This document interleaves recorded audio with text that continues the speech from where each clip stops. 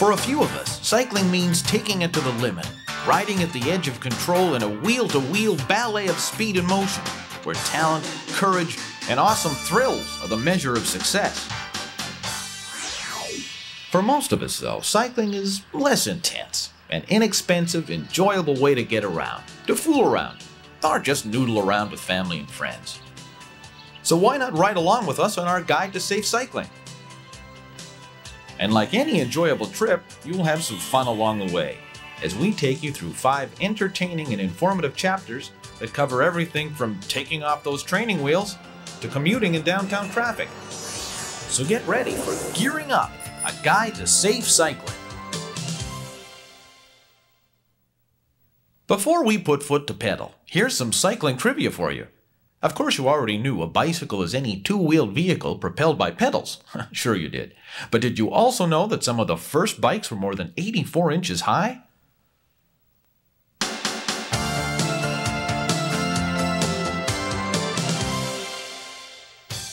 The pros know that to ride safely and get peak performance out of a bike, it needs to be perfectly tailored to fit the size and style of the rider. Well, that holds true even if you're a beginner. To determine if your child's bike frame is safe to ride, they should be able to comfortably straddle the bike frame while standing flat-footed. This is called safe straddle height.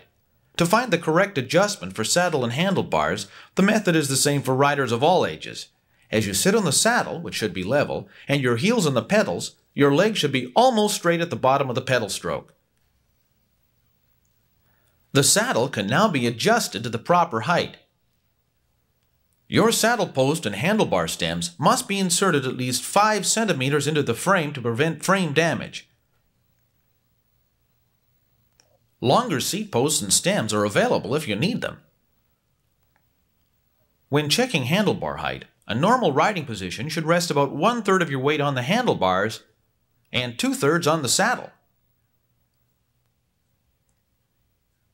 You can change the position of saddle posts and handlebar stems to prolong the life of an old bike. Of course, kids have a tendency to grow, which means eventually a bigger bike becomes the only solution. So which kind of bike should you buy? Well, there are plenty of bike styles on the market, everything from single-speed coasters and 12-speed racers to multi-speed mountain bikes. When it comes to mountain bikes, it's good to know that the term is used for both the real or sport kind, those meant to stand up to hard off-pavement use, and recreational bikes that look very similar but are meant for use in fairly civilized surroundings. But no matter what type of bike you're looking for, remember that quality bikes are designed and built with safety in mind. Here are a few more tips when choosing a bike. Look for a rugged frame with solid welds. The braking system, gear changer, and derailleurs should be of good quality from reputable manufacturers and installed correctly. And the wheels should be solidly built.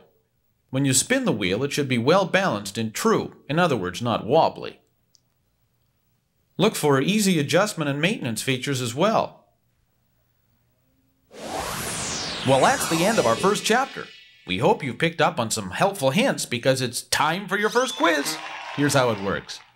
A bike race is usually made up of several stages designed to test ability, skill, and endurance. In this video, you'll be able to ride your own race, which consists of these 5 stages: the desert, the canyon, the mountain, the valley, and the final sprint into the city. Each stage is a test of the cycling knowledge you'll gain throughout the video. Complete all 5 stages, and the race is yours. This race is open to competitors of all ages, so get ready and may the best cyclist win. Here's how to qualify for Stage 1. To get peak performance out of a bike, the bike should be one of the following. A. Motor powered. B. Perfectly fitted to the size of the rider. C. Have 2 riders pedaling on it. D. Very expensive. Okay, time to make your selection. If you answered B, a bike should be perfectly fitted to the size of the rider, you're right. You get to ride the first stage through the scorching heat of running rubber desert. so called because it's hot enough to melt the tires right off your bike. Be sure to wear sunscreen, take plenty of water, and don't overdo it. There are still 4 more stages to go. Good luck! How fast can a bicycle go? Well, the unassisted speed record for a bike and single rider on a flat surface is 94.37 kilometers an hour.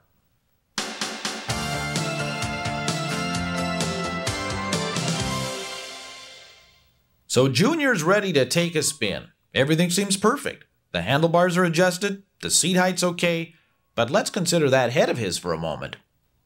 It's strong and durable, sure, but no match for a hard surface like pavement. Before you mount up, let's talk about gearing up for convenience, comfort, and safety. This is Dr. David Wesson. His work over the past few years has led him to feel pretty strongly about helmets on cyclists. In fact, he's chairman of the Hospital for Sick Children Bicycle Helmet Coalition in Toronto. As director of the trauma program at the Hospital for Sick Children, I've had to treat too many children who have been injured in bicycling accidents, especially the 5 to 14-year-olds who lack the experience and psychomotor skills to ride safely in traffic. As a result, an alarming number of Canadian children are injured in traffic accidents each year, and unfortunately, many die, mostly from head injuries. Although our trauma teams can do a lot to help children recover from injuries in general, head injuries often result in permanent damage. That's the bad news. The good news is a helmet can reduce the risk of head injury by as much as 85%. This is why wearing a helmet is so important. As you will see, not just any helmet will do. It must be an approved cycling helmet which is fitted and worn correctly. Cycling can be fun for the whole family, but remember to wear a helmet whenever you ride, and ride safely. Approved cycling helmets for cyclists over 5 years of age are certified by one of the following: Canadian Standards Association, SNEL, or the American National Standards Institute. These standards ensure your helmet will fit well, feel good, and provide maximum protection. Make sure you choose a helmet that fits properly or can be adjusted to fit snugly. To fit and adjust your helmet correctly, follow the steps outlined in the instructions. First, inspect the straps to ensure they're attached correctly. Orient yourself as to the front and back of the helmet. Place the helmet on your head, making sure it doesn't sit too far back or too far forward. It should fit squarely and level. A correct fit can be achieved by adjusting the pads to ensure the helmet will stay on without the chin strap fastened as you move your head about freely. Adjust the side straps so they fit in front and behind your ear and meet at your jaw. Finally, fasten the chin strap, allowing enough room to move your jaw freely. And while we're talking about safety, cyclists on the road must follow the same traffic regulations as other road users.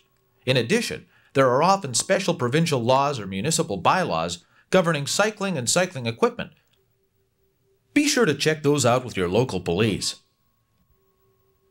Some recommended safety items include a bell or horn, a rearview mirror, the familiar triangular flash flag, and gloves which cushion and comfort the hands and protect them in case of a fall. When riding at night, or even if you ride a half hour before sunset to a half hour after sunrise, it's vital that you should have a white front light and a red rear light or reflector. Reflective materials on both your bike and your clothing are also a good idea. If commuting by bicycle is your thing, lights, reflectors, gloves, and the rest assume even more importance. But you might also want to consider a water bottle, air pump, and lock. A repair kit for on-the-road quick fixes. Pant clips or reflective ankle bands are a good idea too. They'll keep your cuffs clean and out of the chain. You may also need a rack to carry a briefcase or a pannier to keep the load low. It also distributes the weight evenly for safe, balanced cycling. In fact, even weight distribution should always be considered when carrying anything on a bike. And that is especially true of precious live cargo. A child carrier like this, with the restraints correctly fastened, along with a specially designed helmet, provides snug protection for an infant. Remember, too, that a young hitchhiker changes the balance of the bike, whether you're riding it or walking it. And never leave the infant unattended in the carrier while the bike is on a kickstand or leaning against an object. Well, you made it through running rubber desert in Stage 1 okay, but now it's time for Stage 2 of your race quiz. Ready? Here we go. A safe cyclist equips their bike with certain safety items if he or she is riding on roadways both during the day and evening. Which of the following isn't a recommended safe cycling item? A. A bell or horn. B. At least one brake system. C. Radio headphones. D. A white front light. Or E. A red rear light or reflector. If you answered C, you're right. Radio headphones are definitely not recommended safe cycling equipment. Well, you're on the way to Stage 2, but hey, watch that bridge. Just a little slip and you'll join those competitors who found out why they call this stage Bottomless Pit Pass, where unsafe cyclists come to rest in pieces.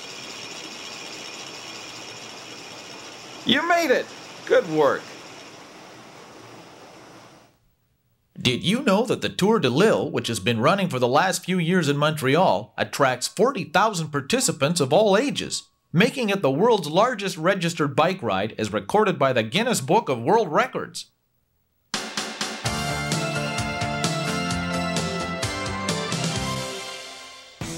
Life in the fast lane takes talent and skill.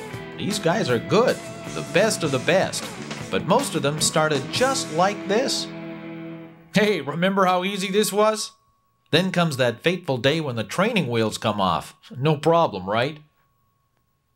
Yeah, well, maybe before your little Top Gun is ready to head for the wild blue yonder, you might consider greener pastures first. A good place to get the beginning rider going is in a park on a gentle, open slope. By riding down the slope, a young rider can learn to balance and coast before pedaling, and the soft ground is forgiving when the occasional fall occurs. The basic element of bike riding is balance. Here are a few tips to help beginners gain control of their balance on a bike. Have your new cyclist practice getting on and off the bike until they can do it easily. With all young cyclists, it's a good idea to practice starting and stopping until it can be done without wobbling or swerving. Straight riding is safe riding, but this takes practice too, because the front wheel is turned back and forth for balance as the child rides. Have them try riding in a straight line. You can do this by laying down a piece of tape or drawing a chalk line in a driveway or unused parking lot. Show them how to ride without going off the line. First fast, then slow. You're only safe on a bike if you can stop when you need to. Have your child ride towards a spot on the ground. See if he or she can stop in a straight line at that point. With handbrakes, always use both brakes to stop or slow down. And remember, use the brakes to stop, not your feet. Feet are for balance after you stop. Shoulder checking is the safest way to check for overtaking traffic. Looking back while maintaining a straight line is an essential cycling skill. Mirrors let you know what's behind you. Shoulder checking tells you how far away and how fast those vehicles are going.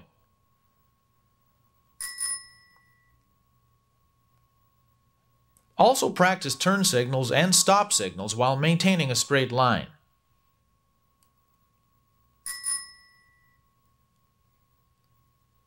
Skillful turning is important. Practice by running everyone through a slalom course. The child should lean in the direction of the turn and keep the inside pedal up so it doesn't hit the ground. This will teach kids how to dodge road hazards like rocks and holes. It's a good idea to practice quick stops as well. Have the child try to stop without swerving or skidding, because skidding takes longer to stop. So remember, the best stop is a controlled silent stop.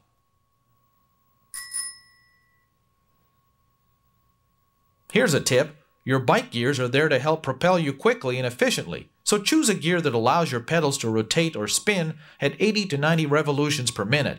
This is called Cadence. You can ride all day like this, because it's less strenuous on your muscles and knees.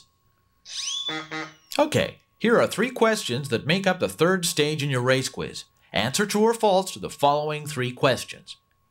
A. True or false? When turning, lean in the direction of the turn with the inside pedal up. B. True or false? It takes longer to stop if you skid. C. True or false? When stopping, use your brakes, not your feet.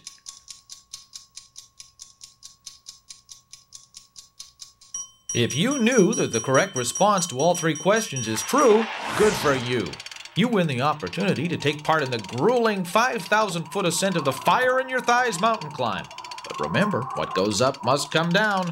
Make sure the coast is clear. And see you at the bottom for the next stage! Did you know that in 1991, Bill Narasnik of Sudbury, Ontario, crossed Canada on a bicycle in a record-breaking 13 days, 9 hours, 6 minutes, and 10 seconds, covering a total of 6,032 kilometers?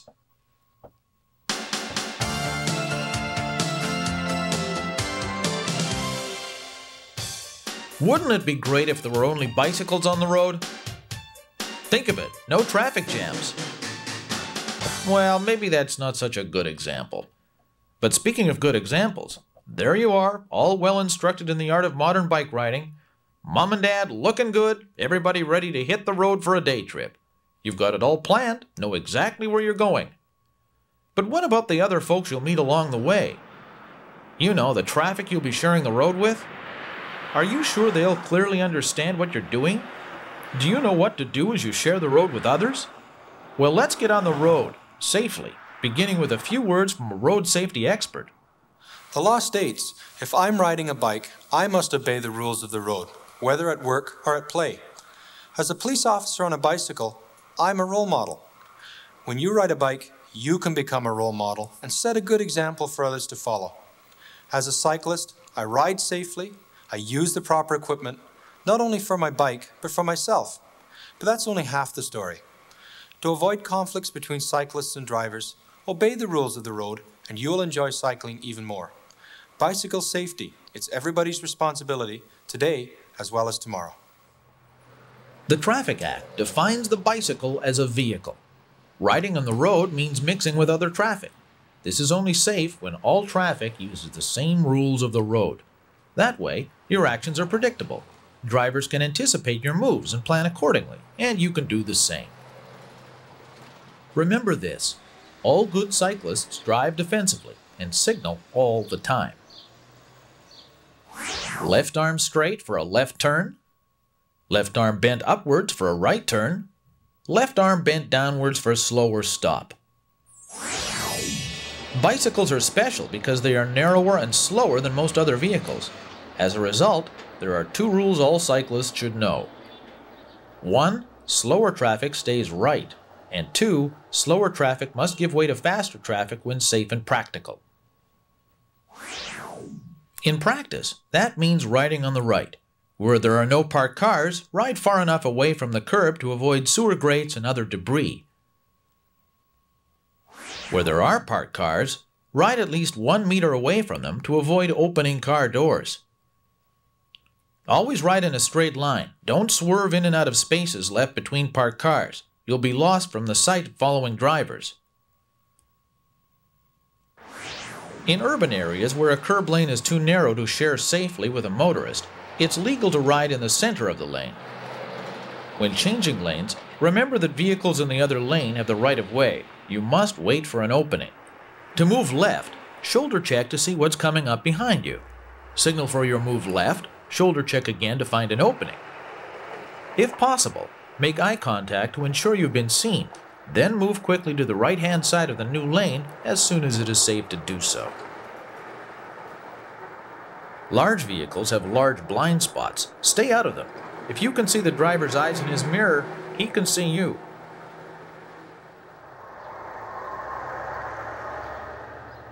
Be careful at intersections, parking lots, or other congested areas. That's where most mishaps occur. The rules you ride by at intersections should apply to all other congested areas as well. Watch for pedestrians and yield to them. At three-way and four-way stop intersections, the vehicle on the right, your right, has the right of way. At busy intersections, becoming a pedestrian is an option you may want to consider. Get off your bike and walk it across the crosswalk. Railroad and streetcar tracks can catch your wheels and cause a crash, so always cross tracks at right angles, or walk your bike across them.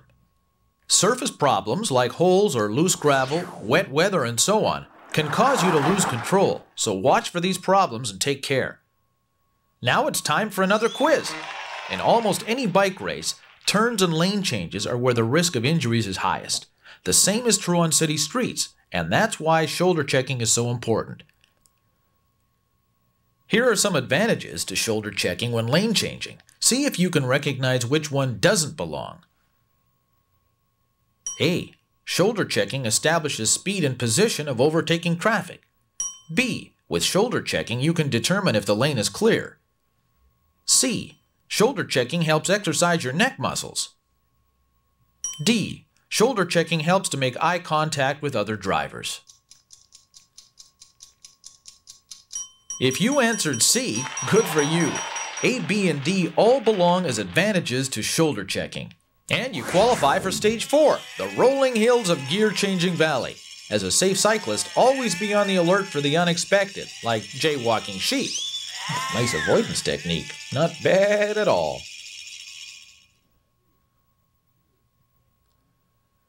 Boy, talk about cycle trivia. Here's one to amaze and stump your friends.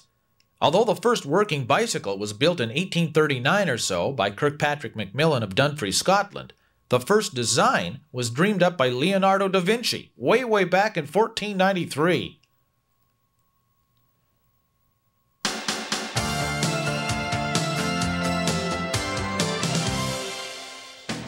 Every professional knows the value of a well-maintained bike.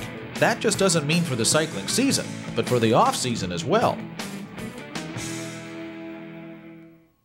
At some point, you'll be storing your bike for a few days, weeks, or months.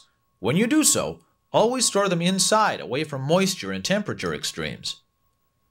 Even after a short storage period, in fact before every ride, you should run through this pre-ride check. Check tire pressure. Bounce the bike and listen for rattles. Squeeze the brake levers to ensure they don't stick or that the cables need adjusting. With the brakes fully applied, rock the bike back and forth. If there's any movement in the headset, you'll need to adjust it. Check to see the quick release latch or axle nut is secured. After an extended storage period, say in the spring, a more extensive checkup is required. Begin by doing everything you did before, plus the following. Wipe down the entire bike with a damp rag. Look for cracks in the frame, rim, and cranks. Check that the seat, seat post, handlebar stem, and axles are tight. The derailleur should move easily when you shift, and there shouldn't be any slack in the cable. The cable barrel adjuster, or a similar device, will keep the cable at the proper tension. Inflate tires to the recommended pressure as shown on the tire. Check for loose, bent, or broken spokes. Oil the chain. Be sure to wipe off any excess oil with a cloth. If you discover anything you can't solve yourself, take your bike in for professional repair before you ride it. Now for the last stage in your race quiz. The key to winning any race is to keep your bike in top shape and treat it well. The same holds true for your bike if you want years of fun from it. So here's your final question. Which of the following statements are true or false? A. Always store your bike outside. B. Chains don't need to be oiled. C. After extended storage, let all the air out of your tires. And D. A pre-ride check is necessary before every ride. How'd you do? If you said D is true and the rest are false, you're right, and a true cyclist. The pace setter in the final stage of the race as you ride past the cheering crowds of the city.